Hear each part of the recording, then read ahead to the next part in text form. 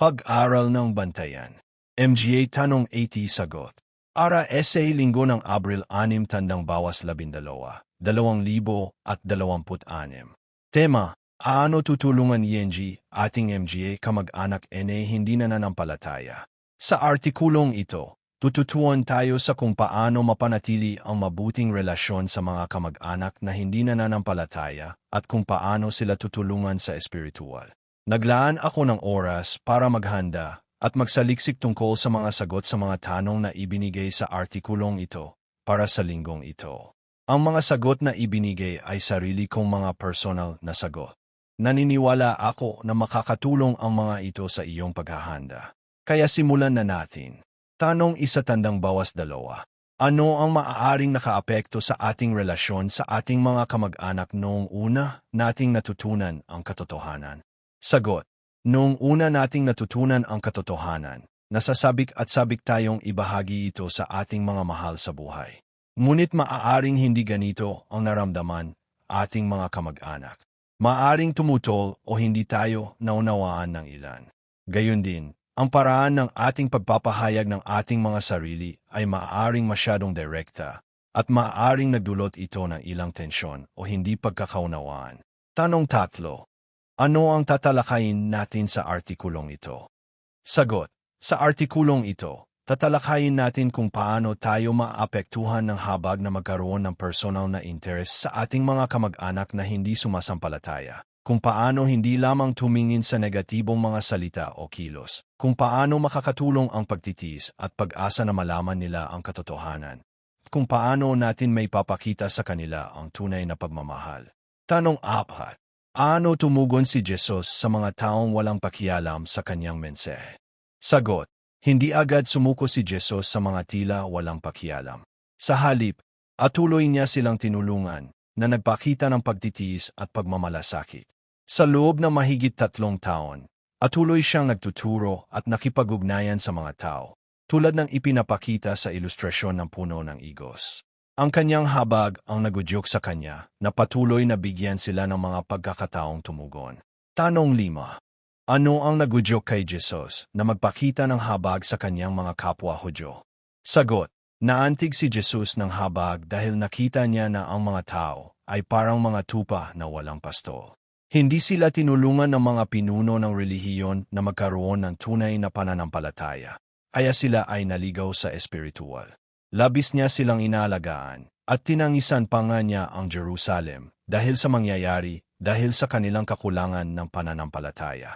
Ang matinding pagmamalasakit at pagmamahal na ito ang nagudyok sa kanya na patuloy silang tulungan. Tanong 6. Bakit tayo dapat maging matiyaga sa ating mga kamag-anak na hindi sumasampalataya? Galatia 6:9. Sagot. Dapat tayong maging matiyaga dahil kadalasan ay matagal bago magbago ang pag-iisip ng isang tao at magkaroon ng pananampalataya. Hinihikayat tayo ng Galatia 6:9 na huwag sumuko sa paggawa ng mabuti. Marami sa atin ang dating walang pangunawa o pag-asa, ngunit may isang taong matiyagang tumulong sa atin. Ang pag-alala rito ay maaaring magudyok sa atin na patuloy na magpakita ng pagmamahal at pagtitiis sa ating mga kamag-anak, kahit na hindi pa sila interesado. Tanong 7. Ano ang maaaring kumigil sa mga kapatid sa ina ni Jesus na manampalataya sa kanya? Sagot. Maaaring nahirapan ang mga kapatid sa ina ni Jesus na maniwala sa kanya dahil pamilyar na sila sa kanya mula nang lumaki silang magkasama. Tulad ng iba, maaaring nahirapan silang makita siya bilang kinatawan ng Diyos. Gayon din, ang ilang mga tao noong panahong iyon ay natatakot sa kung ano ang iisipin o sasabihin ng iba kung naniniwala sila kay Jesus. Ang ganitong uri ng mga kaisipan ay maaaring nakaimpluwensya rin sa kanyang mga kapatid. Tanong 8. Ano ang maaaring maging dahilan upang magsalita o kumilos ng hindi mabait ang mga kamag-anak na hindi sumasampalataya? Sagot. Ang mga kamag-anak na hindi sumasampalataya ay maaaring magsalita o kumilos ng hindi mabait dahil hindi nila naunawaan ang ating mga kilos o motibo. Halimbawa, minsang inakala ng mga kamag-anak mismo ni Jesus na siya ay nabaliw na. Posibleng dahil sa sobrang abala niya sa kanyang ministeryo kaya wala na siyang oras para kumain. Sa katulad na paraan, Maaring madama ng ating mga kamag-anak na masyado tayong matindi o masyadong siniseryoso ang ating mga paniniwala. Ang kanilang mga reaksyon ay maaaring magmula sa pagdaalala, agkalito, o maling palagay sa halip na masamang intensyon. Tanong siyam. Ano ang maaaring makatulong sa ating mga kamag-anak na baguhin ang kanilang nararamdaman tungkol sa atin? 1 Pedro 3, 1-2. Sagot. Ang ating pag-ugali ay makakatulong na baguhin ang nararamdaman ng ating mga kamag-anak tungkol sa atin. Gaya ng ipinapakita sa 1 Pedro 3, 1-2, ang ating mga kilos ay maaaring magsalita ng mas malakas kaysa sa mga salita. Kapag nagpapakita tayo ng kabaitan, pagtitiis, at konsiderasyon, maaari nitong palambutin ang kanilang saloobin. Halimbawa, ang pagiging flexible at maalalahanin, tulad ng pagsasayos ng ating schedule upang gumugo ng oras kasama sila, ay makakatulong sa kanila na maramdaman na pinahahalagahan at iginagalang. Sa paglipas ng panahon, ang ganitong uri ng mapagmahal na pag-ugali ay maaaring makatulong sa kanila na makita na ang ating mga paniniwala ay nagpapabuti sa atin, hindi matindi. Tanong 1-0. Kapag tayo ay pinupuna, paano natin matutularan si Jesus? Sagot. Matutularan natin si Jesus sa pamamagitan ng hindi pakiramdam na pinipilit siyang tumugon sa bawat kritisismo.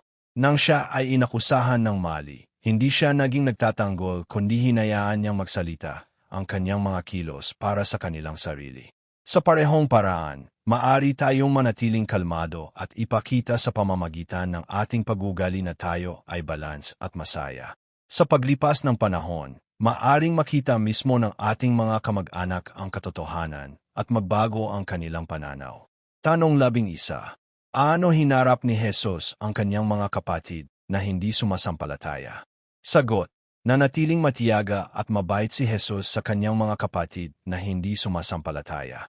Kahit na wala silang pananampalataya sa kanya, hindi niya nilayuan ang kanyang sarili sa kanila. Sa halip, tuloy siyang nakisama sa kanila at kinausap sila ng may kabaitan. Ipinapakita nito na pinanatili niya ang relasyon habang matiyagang naghihintay na maunawaan nila. Tanong 12. Ano ang makakatulong sa atin na manatiling umaasa na ang ilan sa magbabago ba ang isip ng ating mga kamag-anak? Sagot. Ang ating pag-unawa sa awa ni Jehovah ay makakatulong sa atin na manatiling may pag-asa. Siya ay matiyaga at nagbibigay sa mga tao ng mga pagkakataong magbago. Gayon din, ang mga pangyayari sa hinaharap ay maaaring mapaalala sa ating mga kamag-anak sa kanilang narinig. Kapag nangyari iyon, maaari silang maging mas bukas sa katotohanan. Samantala, ang ating pag-ibig at kabaitan, lalo na sa mga mahihirap na panahon, ay maaaring makaantig sa kanilang mga puso at makatulong sa kanila na makita na ang ating pananampalataya ay tunay. Tanong 13. Bagamat abala tayo sa paglilingkod kay Jehovah, ano ang dapat nating maging maingat? Sagot. Dapat tayong mag-ingat na huwag bigyan ang ating mga kamag-anak ng impresyon na wala na tayong oras para sa kanila o hindi natin sila mahal. Kahit na abala tayo sa paglilingkod kay Jehovah, mahalaga na ipakita ng ating mga kilos na lubos pa rin tayong nagmamalasakit sa kanila at pinahahalagahan ang ating relasyon sa kanila. Tanong 14 na tandang bawas 15. Ano ang isang paraan upang maipakita na mahal natin ang ating mga kamag-anak na hindi sumasampalataya? Magbigay ng isang halimbawa. Sagot. Ang isang paraan upang maipakita ang pag-ibig ay sa pamamagitan ng pakikipag-ugnayan at regular na pagpapahayag ng pagmamalasakit at interes sa kanila. Ang mga simpleng bagay tulad ng pagpapadala ng mga mensahe at babahagi ng mga update tungkol sa ating buhay o pagbibigay ng maliit na regalo ay makakatulong upang mapanatili ang isang mainit na relasyon. Halimbawa, sinikap ni Ana na manatiling malapit sa kanyang mga kamag-anak sa pamamagitan ng pagbabahagi ng mga nangyayari sa kanyang buhay at pag-imbita sa kanila na gumugol ng oras kasama niya at makilala ang kanyang mga kaibigan. Nakatulong ito sa kanila na makaramdam ng kapanatagan at makitang masaya siya na nagpagaan sa kanilang mga alalahanin. Tanong 16 na. Ano ipinakita ni Jesus ang personal na interes sa kanyang kapatid sa ama na si Santiago? Sagot. Nagpakita si Jesus ng personal na interes kay Santiago sa pamamagitan ng pagpapakita sa kanya ng personal pagkatapos ng kanyang muling pagkabuhay. Ito ay isang mapagmahal at malalahaning kilos na nagpapakita na hindi siya sinukuan ni Jesus. Ang personal na atensyong iyon ay malamang na nakaantig ng malalim kay Santiago at nakatulong sa kanya na maniwala na si Jesus ang Mesyas. Tanong 17. Aano natin may lalapat ang prinsipyong matatagpuan sa Roma 12:15? Sagot. Maari nating ilapat ang prinsipyong ito sa pamamagitan ng pakikibahagi sa mga kagalakan at kalungkutan ng ating mga kamag-anak. Kapag may nangyaring mabuti, tulad ng pagsilang ng isang bata, maari tayong magalak kasama nila at may pakita ang ating kaligayahan. At kapag dumaan sila sa mahihirap na panahon, tulad ng pagkamatay ng isang mahal sa buhay, maari tayong mag-alok ng ginhawa, suporta, praktikal na tulong. Ang pananatiling nakikipag-ugnayan at pagiging nariyan para sa kanila ay nagpapakita na tunay tayong nagmamalasakit. Tanong 18. Aano natin matutularan ang disipulong si Andres? Sagot. Matutulad natin si Andres sa pamamagitan ng pagpapakilala ng ating mga kamag-anak sa mga kapananampalataya. Kung paanong dinala ni Andres ang kanyang kapatid na si Pedro kay Jesus. Matutulungan natin ang ating mga kamag-anak na makilala ang iba pa sa kongregasyon. Halimbawa, maari natin silang anyayahan sa isang pulong o gumugol ng oras kasama ang ating mga kaibigan. Makakatulong ito sa kanila na makita na ang mga tao ni Jehovah ay mainit, mabait, at tunay. Tanong 19. Kahit na hindi lubos na naunawaan ng ating mga kamag-anak ang ilan sa ating mga paniniwala, ano natin sila dapat pakitunguhan? 1 Pedro 3:15. Sagot. Dapat nating laging pakitunguhan ang ating mga kamag-anak ng may kabaitan, paggalang at kahinahunan. Kahit na hindi nila naunawaan ang ating mga paniniwala, maaalala nila kung paano natin sila tinatreto.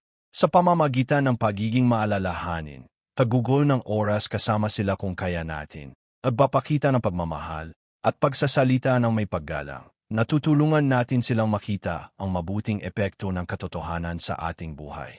Tanong 20. Bakit nakapagpapatibay loob sa atin ang halimbawa ni Santiago?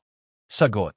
Nakapagpapalakas loob ang halimbawa ni Santiago dahil kahit noong una ay hindi siya naniwala kay Jesus, kalaunan ay naging isang tapat na alagad siya. Ipinapakita nito na ang mga tao ay maaaring magbago sa paglipas ng panahon. Kahit na hindi tumugon ang ating mga kamag-anak ngayon, maari nilang tanggapin ang katotohanan sa kalaunan, pahalagahan ito. Tanong 21. Bakit hindi tayo dapat sumuko sa ating mga kamag-anak na hindi sumasampalataya?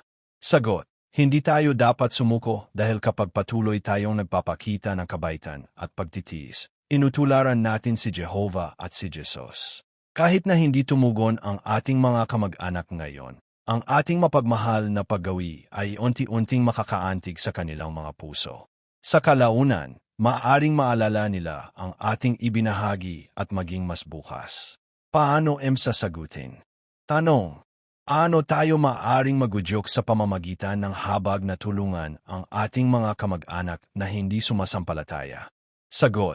Tinutulungan tayo ng habag na makita ating mga kamag-anak sa paraang nakita ni Jesus, ang pag-unawa sa kanilang sitwasyon at ang pagnanais na tulungan sila. Sa halip na mabigo, naudyukan tayong maging mabait, matiyaga, at magkaroon ng personal na interes sa kanila, kahit na hindi sila agad tumugon. Tanong. Bakit kailangan nating manatiling matiyaga at umaasa sa ating mga kamag-anak na hindi sumasampalataya? Sagot. Kailangan nating maging matiyaga at umaasa dahil ang pagbabago ay nangangailangan ng panahon. Tulad ng ilang tao, tulad ni James, na hindi naniwala noong una ngunit kalaunan ay tinanggap ang katotohanan, ang ating mga kamag-anak ay maaari ring magbago sa paglipas ng panahon. Tanong, ano natin may papakita sa ating mga kamag-anak na hindi sumasampalataya na mahal natin sila? Sagot, may papakita natin ang pagmamahal sa pamamagitan ng pananatiling nakikipag-ugnayan, paglalaan ng oras kasama sila, at pagiging mabait at maalalahanin. Ang ating mga kilos, lalo na sa mahahalagang sandali sa kanilang buhay, ay maaaring magpakita na tunay tayong nagmamalasakit sa kanila. Salamat sa panonood.